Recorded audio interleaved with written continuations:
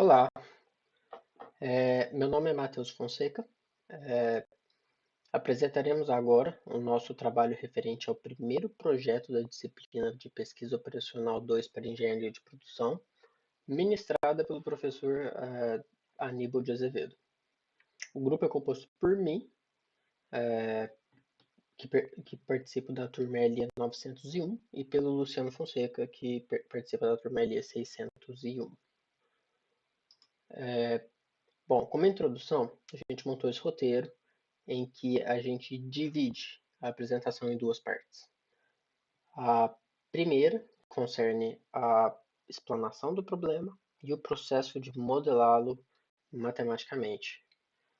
A segunda sessão se refere à implementação do modelo elaborado na primeira parte no Google Colab, via código Python. E lá a gente roda o código, obtém os resultados e nós fazemos uma breve discussão e variações no modelo e discutimos brevemente elas.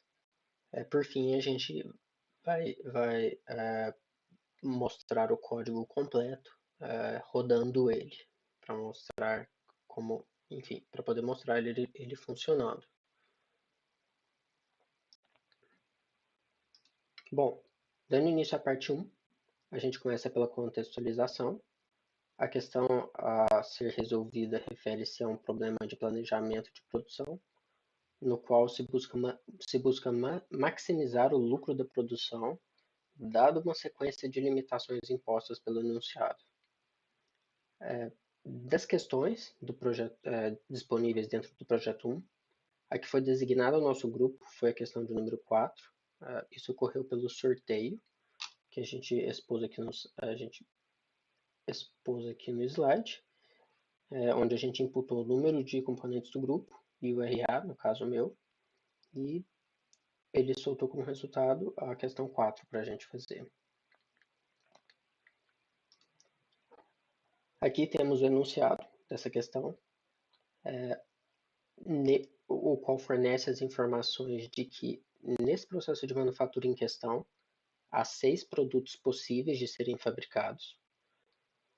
Processo esse que ocorre através de 2 etapas em sequência e que, em cada uma delas, o produto passa por uma máquina, dentre as 4 máquinas que existem na linha de produção.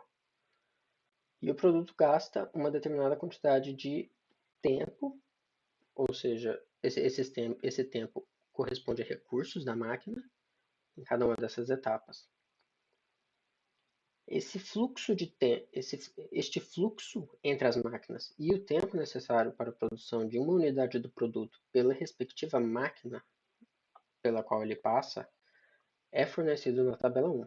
Então aqui a gente vê que, por exemplo, o produto 1 se inicia na máquina 1, onde ele utiliza uma unidade de tempo de recurso da máquina, seguindo para a máquina 2, onde ele utiliza 3 unidades de tempo de recurso da máquina 2. Da máquina 2.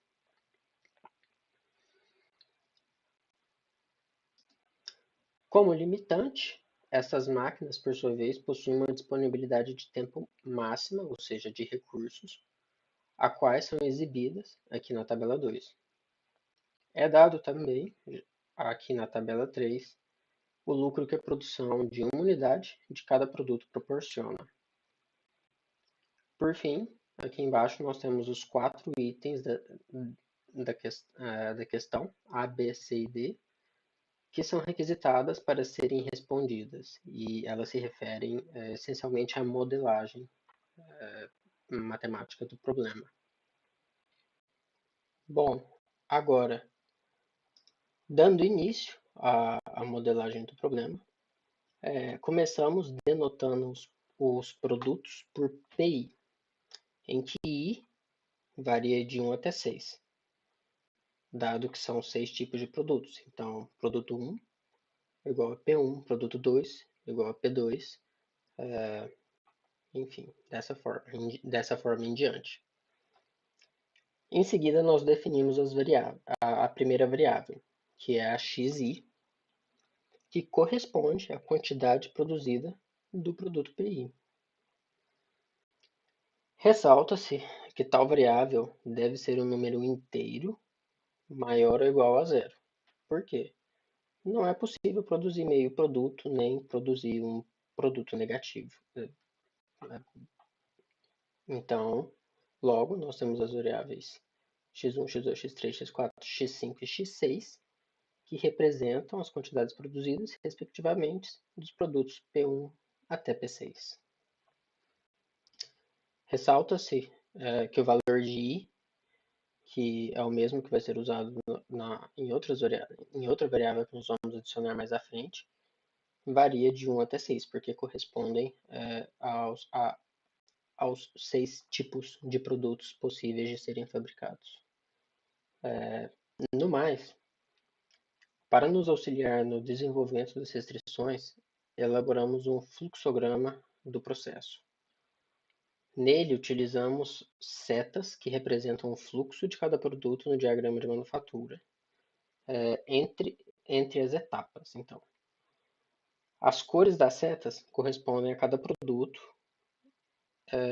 e estão expostas na tabela esquerda. Então, o produto P1 tem a seta azul, claro, o produto P3 tem a seta dourada, o produto P5 a seta vermelha e assim por diante. E agora nós vamos mostrar um fluxograma parcial, né, ou seja, simplificado, que a gente elaborou, com o intuito de explicar, né, a lógica dele e a representatividade que ele tem, antes de expor o fluxograma completo. Bom, então, partindo dos dados da tabela 1, a gente pode posicionar adequadamente as setas, que indicam o fluxo de fabricação do produto entre as máquinas. E acima de cada seta, nós adicionamos a respectiva variável xi, que corresponde à quantidade a ser produzida do produto em questão, multiplicada na frente, como você pode ver aqui, a gente deixou circulado,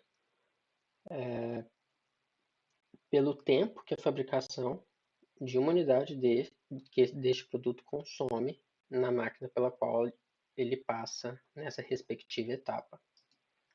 Então, por exemplo, nós temos aqui que o produto 3, que é representado por essa seta na cor dourada, ele inicia o processo na máquina 1, então a seta aqui de entrada na máquina 1.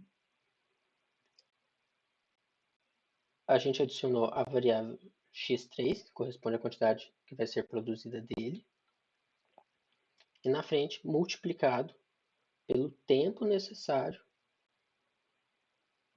que ele utiliza desta máquina 1 para se produzir uma unidade dele. Na sequência, ele vai da máquina 1 para a máquina 3, como a gente pode ver aqui, onde na máquina 3 ele gasta só uma unidade de tempo, ou seja, ele só gasta uma unidade de recurso da máquina 3. Após isso, o produto está finalizado. Agora, nós vamos mostrar o fluxograma completo. Então, nós temos as 4 máquinas, os 6 produtos e, junto das setas que indicam o fluxo de produção dos produtos. Então, por exemplo, o produto número 2, ele se inicia pela máquina de número 4, consumindo 2 unidades de tempo por unidade de produto P2 produzido. Na etapa 2, ele vai para a máquina 2, na qual ele também consome 2 unidades de tempo da máquina 2. Lembrando que essas unidades de tempo são os recursos das máquinas.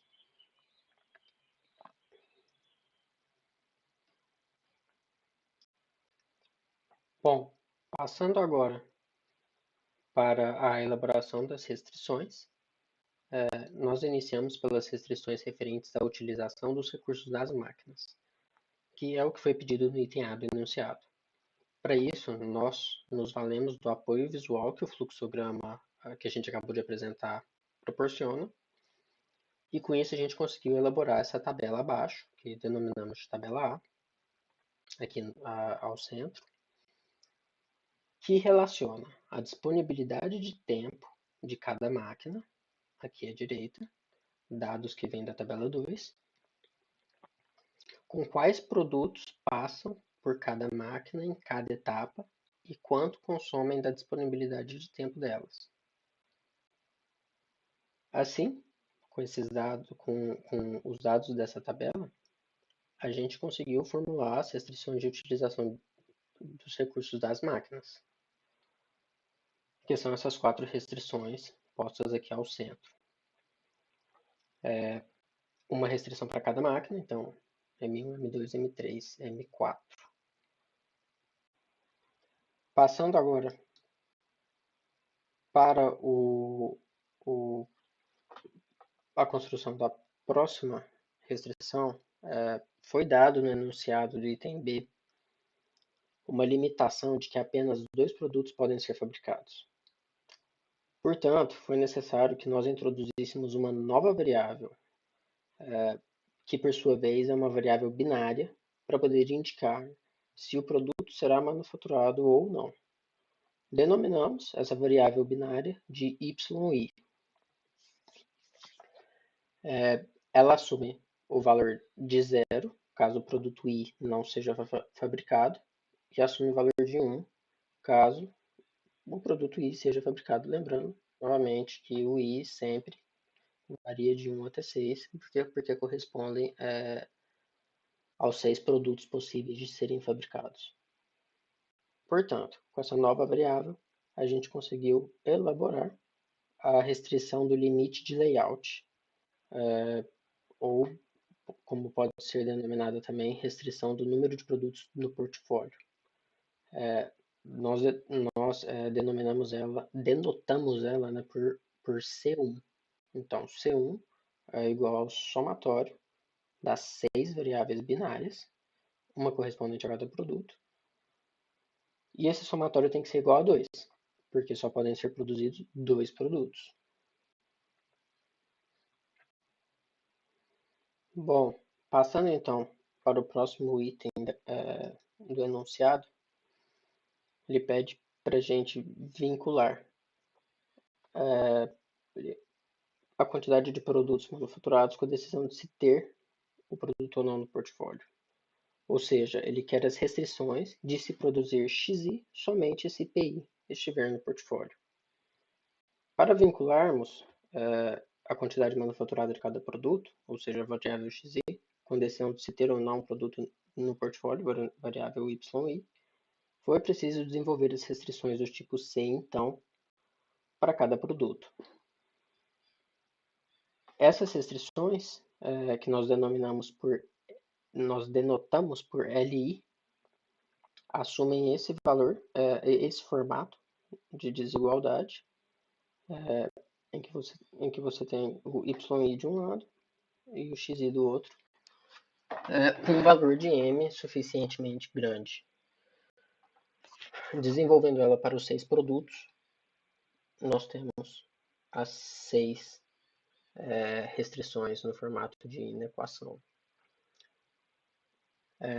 Nós tomamos o valor de M como equivalente ao da maior disponibilidade de T dentre as máquinas. Logo, nessa questão de número 4, a maior disponibilidade das máquinas equivale a 13.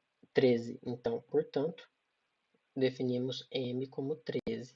Logo, a versão final dessas equações LI, que são as restrições de se produzir XI somente se PI estiver no portfólio, estão nesse formato aqui no box, no canto inferior direito. Passando agora para a última parte da modelagem, é pedida a função objetivo da questão, e esta representa o lucro total da produção e é obtida multiplicando-se as quantidades manufaturadas de cada produto, ou seja, a variável XI, por seu respectivo lucro, o qual é dado na tabela 3 do enunciado, que a gente replicou aqui. Como a gente quer maximizar o lucro, a FO se torna do tipo de maximização. Então, nós temos aqui a quantidade produzida de cada produto, representado pelas variáveis X em preto, multiplicado pelo lucro de cada produto em verde. Então, este daqui representa a nossa função objetivo. Aqui a gente passa para a exposição do modelo linear algébrico completo. Então, a gente repassa por tudo que a gente acabou de mostrar. As duas variáveis, x, começando por xi, que representa a quantidade produzida do produto PI. Xi pertence aos números inteiros positivos. Em outras palavras, xi maior ou igual a zero, pertencente ao conjunto de números inteiros. A variável yi, que é uma variável binária, que indica se o produto I será produzido ou não. Se yi assume o valor de zero, PI não é manufaturado. Se yi assume o valor de 1, PI é fabricado. Mais uma vez, lembrando que I corresponde ao número de produtos. Como são 6, I vai de 1 a 6.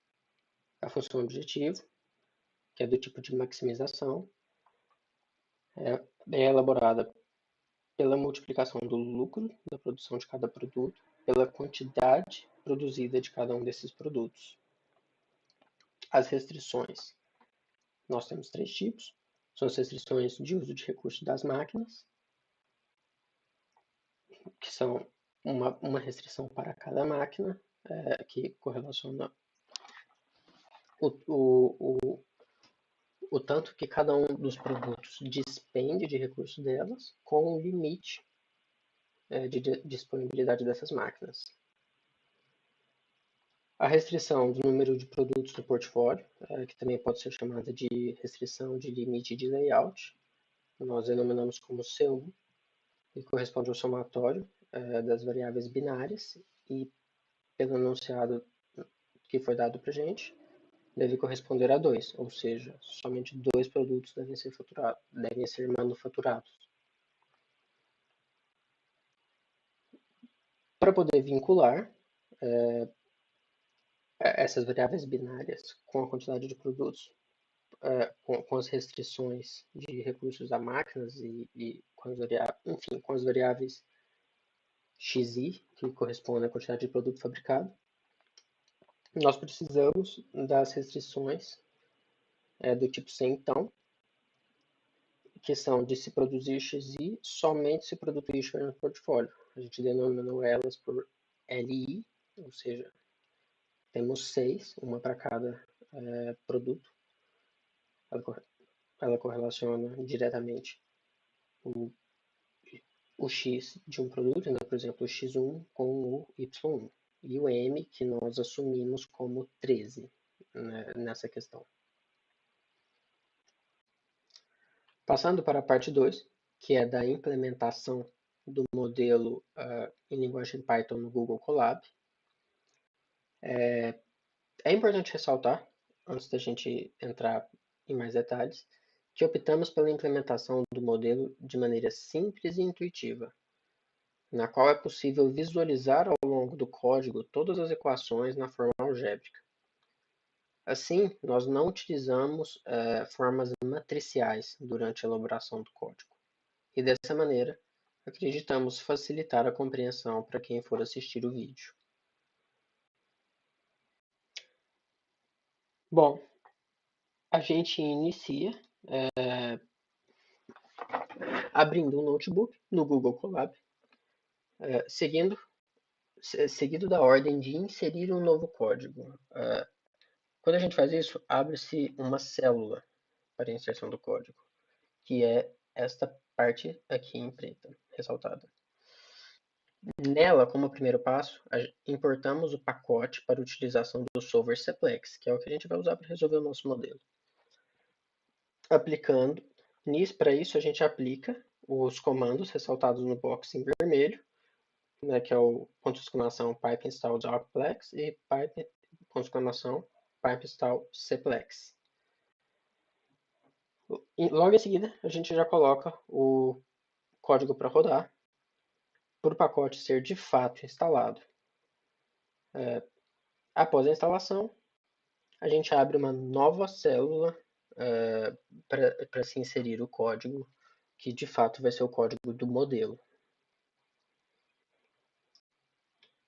Bom, então, aqui, já nessa nova célula, em que adicionamos o código completo, começamos aplicando o comando from docplex.mp.model import model, como visto aqui em cima.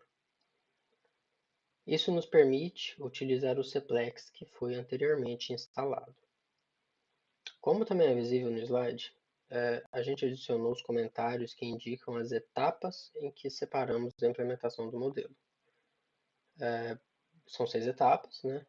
A, B, C, D, E e F. Fizemos essa segregação de maneira em que ela fique a mais próxima e intuitiva possível da modelagem exposta na parte 1 da apresentação desse projeto.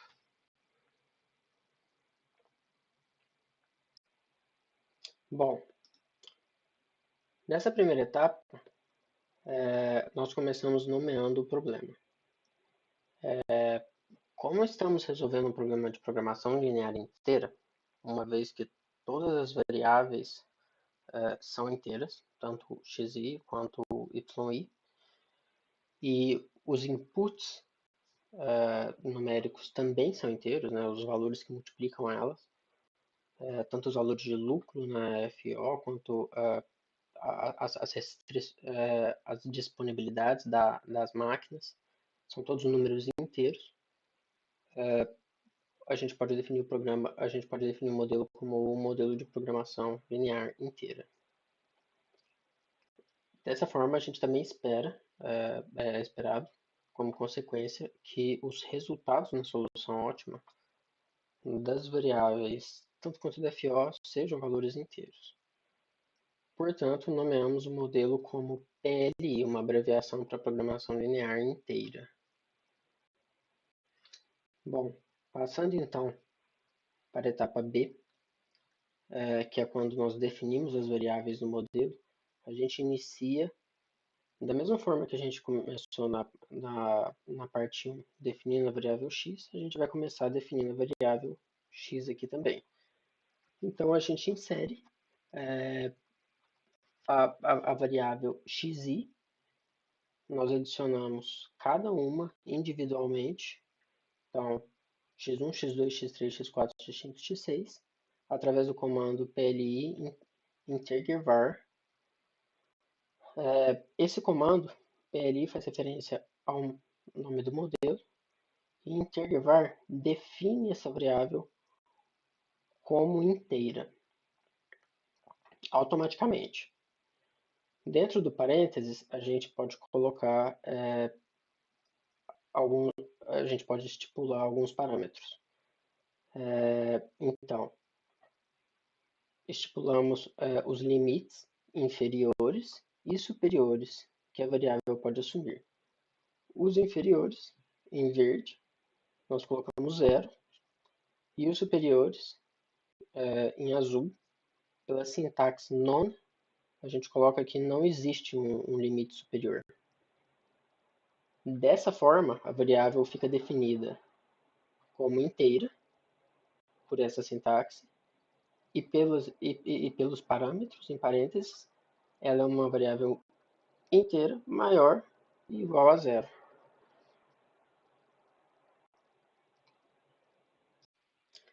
Passamos então para a adição da próxima variável, que é a variável binária yi.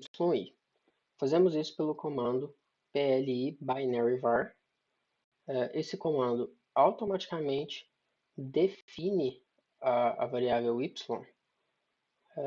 como binária. Dessa forma, não há necessidade de incluirmos nenhum parâmetro adicional. Novamente, a gente definiu uma variável, uma por uma. Então, da 1 até a 6.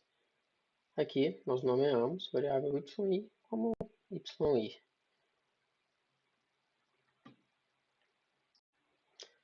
Bom, agora passando para a etapa C, na qual a gente adiciona as restrições, iniciamos com a inclusão das restrições de utilização dos recursos das 4 máquinas, de forma análoga como a gente fez na etapa 1 do, do, do, da apresentação. A inserção dessas restrições ocorre através do código PLI add constraint. PLI faz referência ao modelo, ao nome do modelo. Add, de adicionar, constraint, restrição. Entre parênteses, a gente coloca a equação que representa a restrição. Nesse caso, é uma inequação, mas não muda o fato. Não muda o fato de como se usa o comando.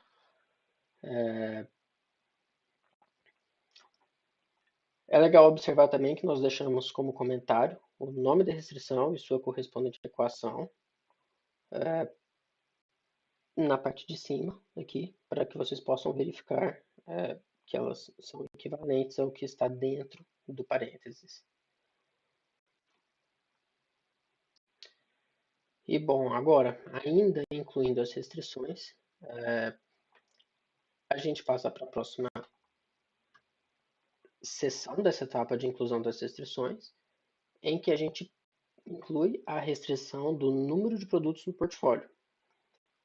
Lembrando que a gente nomeou essa restrição como C1.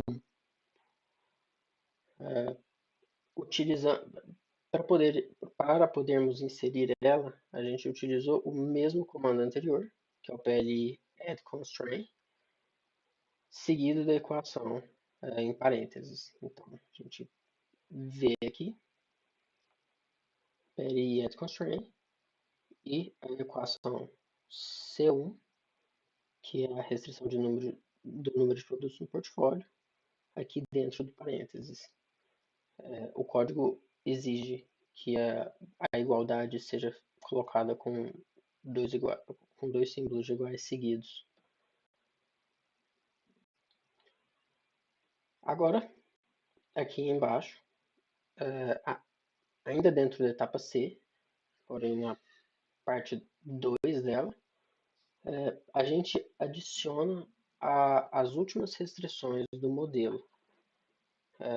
Aqui nós imputamos as restrições que vinculam a quantidade manufaturada de um determinado produto XI com a decisão YI de se ter este produto ou não no portfólio.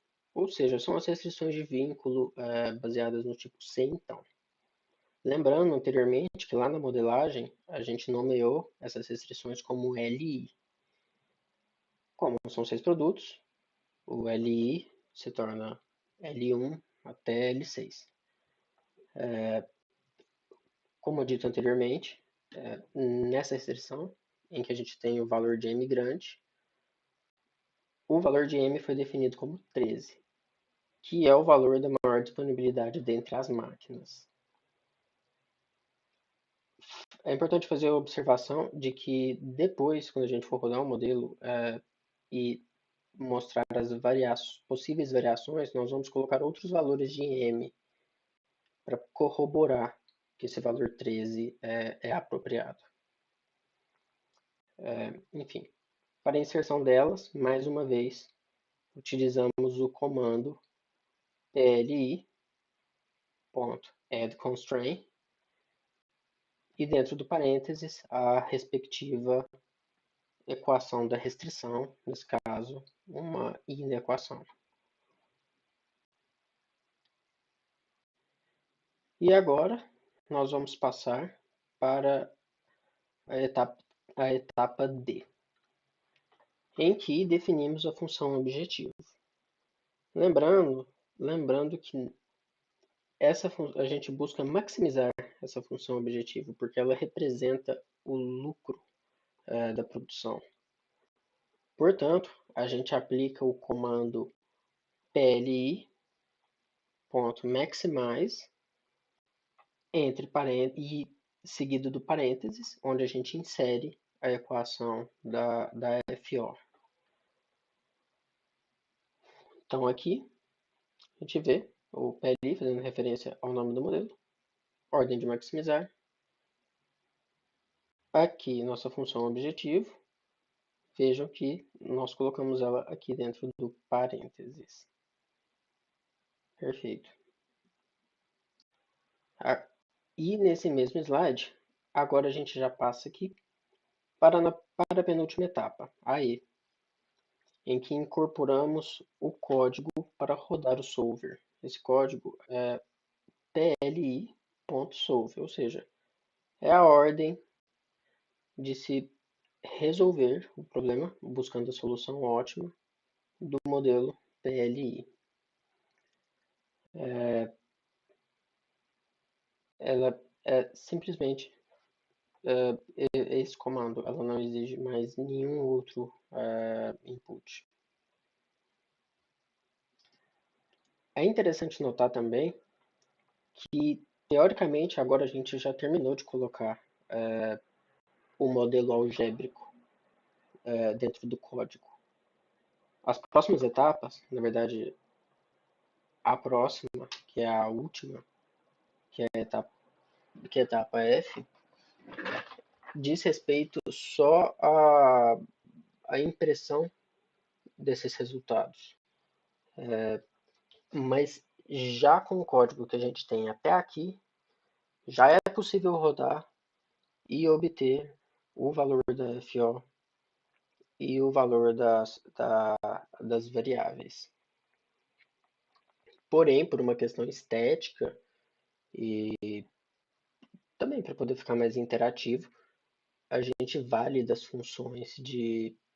A gente usou, né, as funções print, if, e, enfim, a combinação delas para poder fazer uma impressão legal dos resultados e mostrar todas as variáveis, etc. Bom, então, entrando em mais detalhes, agora, nessa parte da impressão dos resultados, vamos começar pela impressão do valor da FO. A gente usa o comando print, aqui entre parênteses, primeiro aspas, isso daqui é um texto que a gente escolhe, é arbitrário, que ele vai imprimir isso daqui. E aí aqui em seguida a gente coloca esse comando, que é o pli object value, que busca o valor da solução ótima da função objetivo. Então, quando sair a impressão, vai sair esse texto, claro, tirando as aspas, com igual ao valor da FO. Então fica de uma maneira mais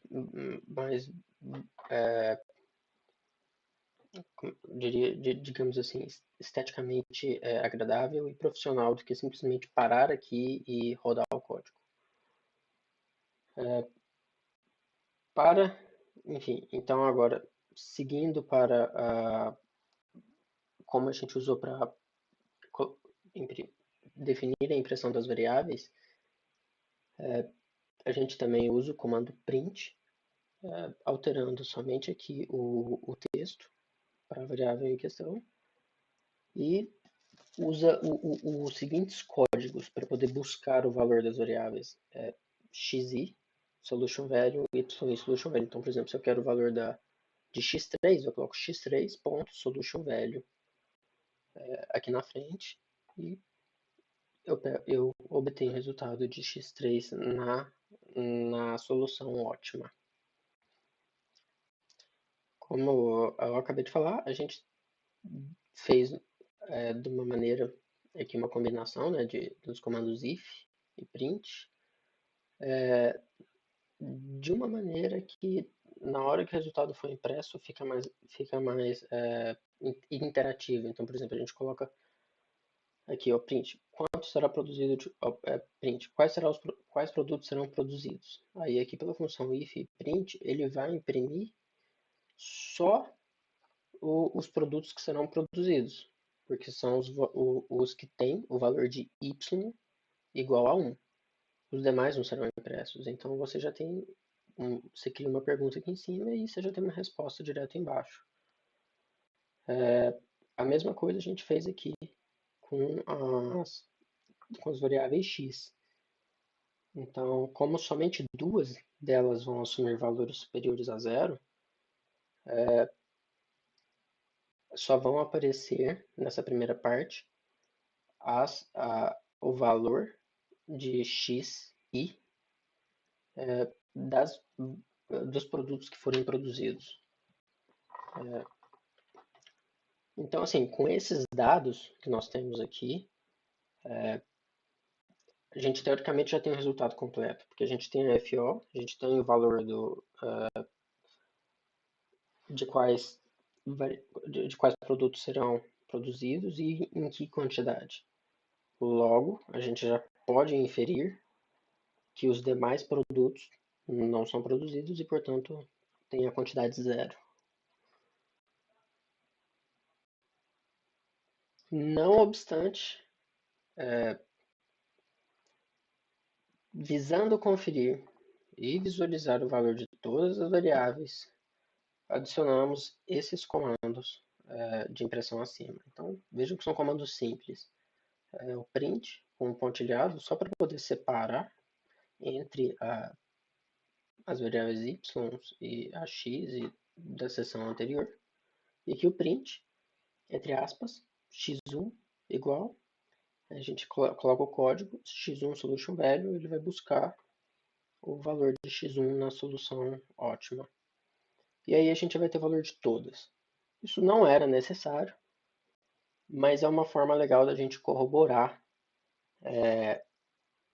que todos os valores estão certos e, de fato, ter a visualização de todas as variáveis na solução ótima.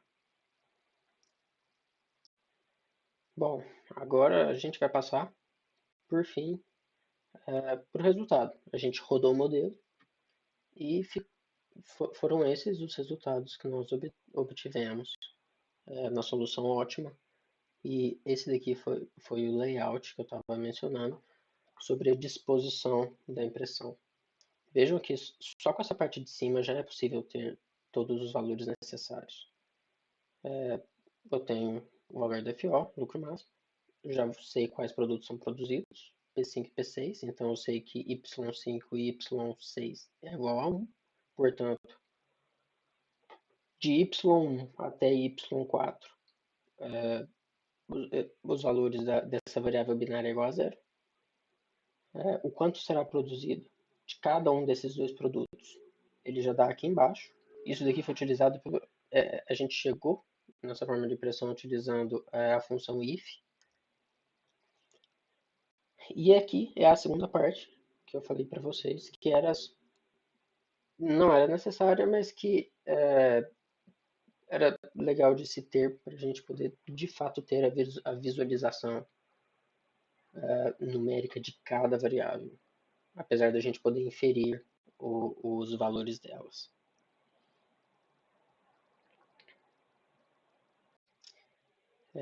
E com esses resultados obtidos, a gente pode montar um fluxograma na solução ótima. O que é interessante notar aqui?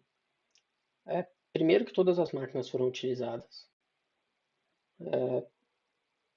Segundo, quando a gente substitui os valores da quantidade produzida desses produtos nas restrições de utilização dos recursos das máquinas, a gente vê que as restrições foram respeitadas.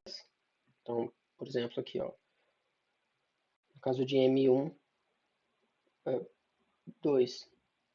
Então, M1 duas vezes, que é o tempo que o produto P5 gasta aqui na máquina 1, vezes 4, que é a quantidade que ele é produzido, é igual a 8. E 8 é menor do que 9. Então, a gente está respeitando a capacidade da máquina. A gente confere que para todas as restrições, esses valores estão sendo respeitados. Ou seja, tudo indica que o código está rodando de maneira apropriada. Outra verificação legal é a substituição dos valores das quantidades produzidas na FO. Então a gente substitui aqui o valor de x5 e x6, ambos foram produzidos 4 unidades, multiplicado pelo lucro, que dá 44, que é o mesmo valor que o Colab soltou para a gente, 44.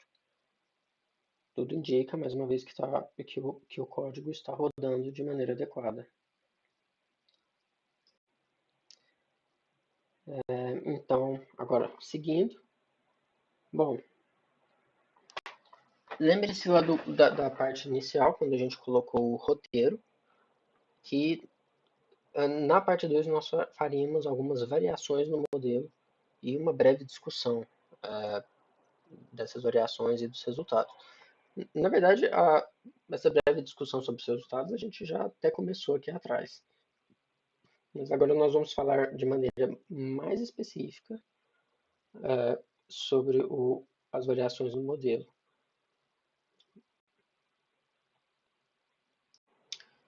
A primeira variação que a gente fez foi aquela que eu comentei lá atrás, no início da modelagem, que era sobre a escolha do valor de M. Aqui nós testamos um valor de M 2 ordens de grandeza acima e 4 ordens de grandeza acima, ou seja, 1.300 e 130.000.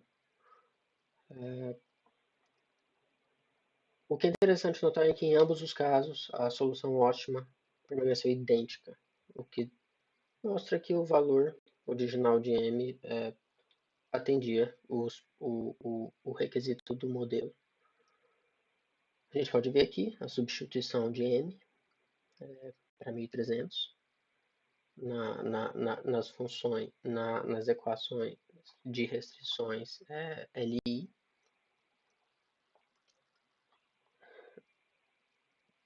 e que os resultados permanecem os mesmos.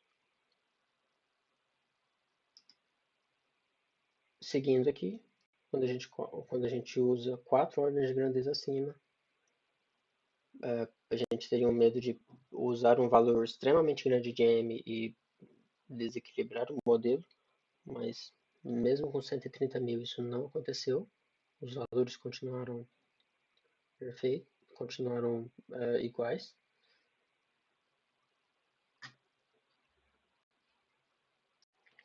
Uma outra alteração que a gente achou bem interessante de fazer é do limite de layout do modelo, que na verdade era sobre a restrição do número de produtos no portfólio. Pelo enunciado,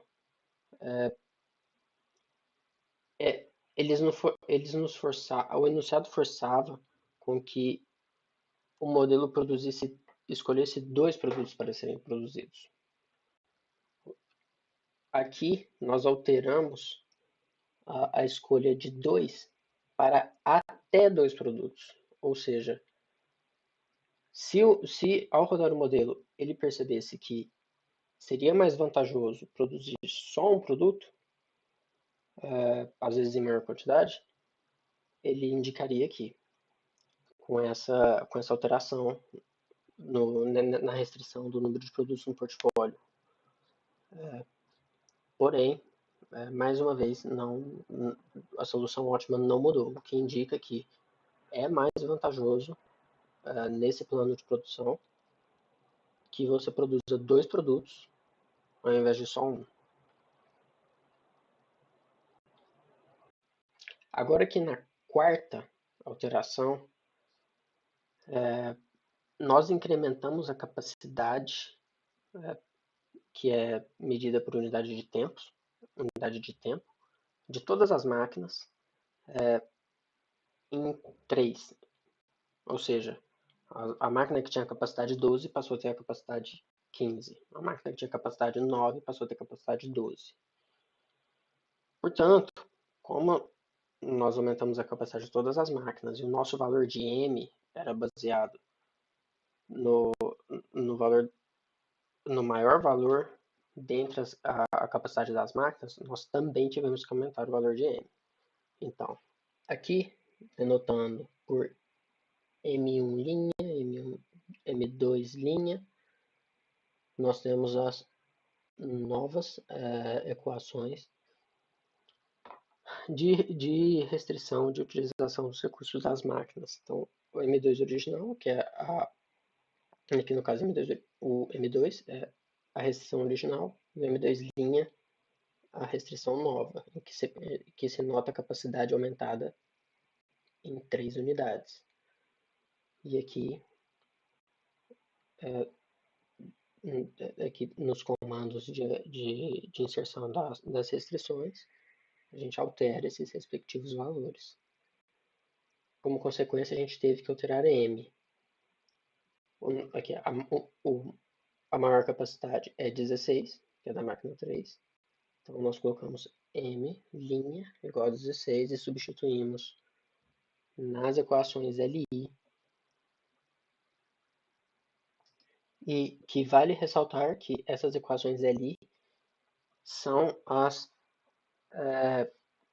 de decisão, são as restrições de se produzir XI somente se o produto PI estiver no portfólio.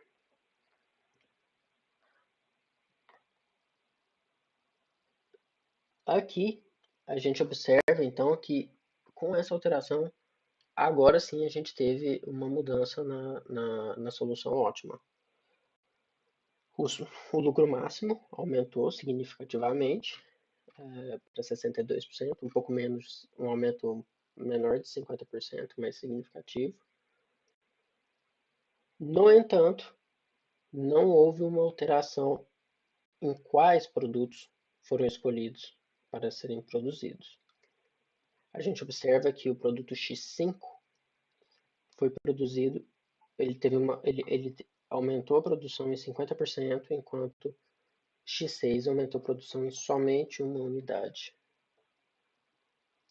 Em suma, aumentando a capacidade das máquinas, se aumentou a quantidade manufaturada dos produtos, mas sem alterar a escolha dos produtos, ou seja, esses produtos são os mais lucrativos, dados a restrição, as restrições de capacidade das máquinas.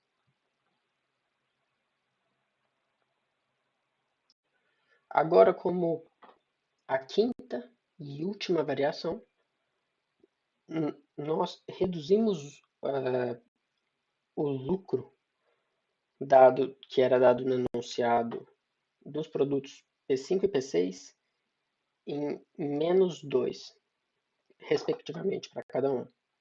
Por que a gente escolheu esses dois produtos, P5 e P6? Porque são os produtos que na solução ótima do modelo original foram escolhidos para serem produzidos. Fazendo essa alteração, a gente vê que, originalmente, o lucro da produção de uma unidade do produto 5 era 7. Agora, passou a ser 5. O lucro na produção do produto 6 era 4 por unidade. Agora passou a ser 2. Com essa alteração, houve uma substancial mudança na solução ótima. Primeiro que teve uma redução no lucro. Segundo, alterou-se quais produtos eram produzidos. Os produtos P6 e P5 passaram a não ser mais os mais vantajosos a serem produzidos. E no lugar deles, dado essa redução no lucro desses dois produtos, os que se tornaram mais vantajosos para se produzir são o produto 1 e o produto 4, que, pelo resultado, são produzidos em quantidades iguais. Por fim, nós vamos mostrar agora o código completo no Google Colab e rodar ele ao vivo para que vocês possam ver ele funcionando de maneira adequada. aqui está o link dele. Nós vamos deixar esse PDF da apresentação na descrição do vídeo e também vamos colocar esse link do código diretamente lá. Bom, vamos passar agora para a exposição do código completo no Colab. Bom, segue aqui o código que nós estamos compartilhando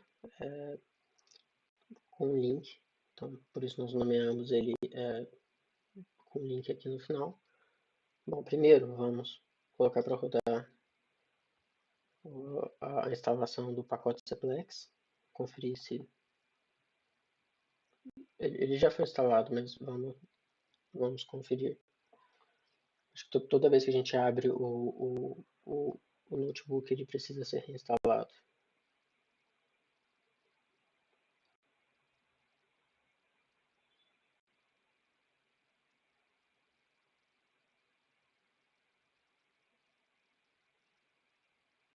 Bom, a instalação foi feita com sucesso. Aqui está o código completo. Como vocês podem ver.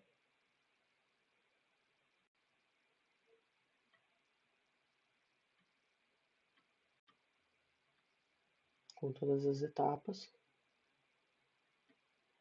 E os comentários descrevendo o que se está fazendo em cada uma delas. Bom, vou colocar para rodar o código. Rodou. Completou em 0 segundos. Então, lucro máximo, 44. Vejam, são exatamente os mesmos valores que a gente apresentou nos slides. Bom, por fim, então, agradecemos a todos que assistiram e esperamos que tenham feito bom proveito, que possam ter aprendido bastante com o vídeo. Fizemos a apresentação da forma mais didática e simples possível, tentando deixar nos slides a maior quantidade de informações possíveis. E estamos disponibilizando aqui também a apresentação e o link para o código. Muito obrigado. Um abraço.